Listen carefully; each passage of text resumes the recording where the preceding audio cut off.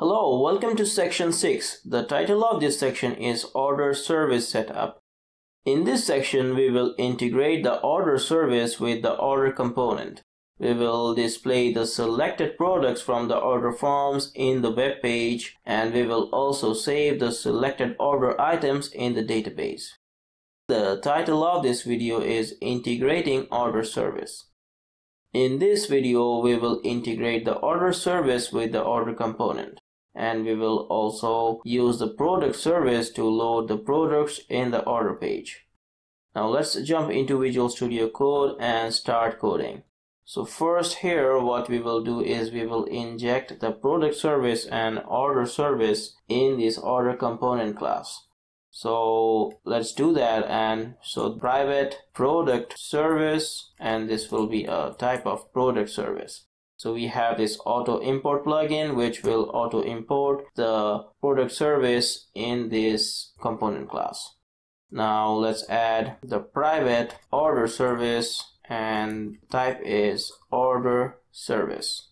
So we will use the auto import again to import the order service and the product service. So we have injected those services in the constructor.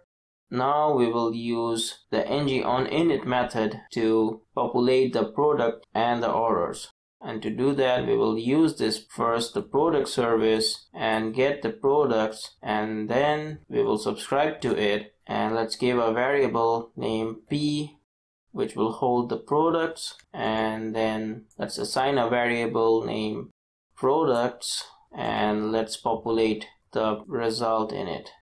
Let's also console log so that we can see the products if those are loaded properly or not. This product variable doesn't exist, so we will create it here, and this should be an array of any. So let's create an empty array for it. Very nice. Now let's add the order service to get the orders. So get orders, then we will subscribe to it. Let's give variable name O. We'll do the same. So orders O.result, and let's do the same, console log this orders. Orders variables also doesn't exist, so let's create it here, and this would be a type of any. Very nice. We have used the product service and order service to collect the orders and products from the database. Now if we go to order component.html, here we have to use that list to populate the product. So let's remove the first option and make it empty, so we can see the empty as the first item. And here what we will do is we will use ng-for to use the for loop to rotate on the products. So let p of products, and let's bind the id here.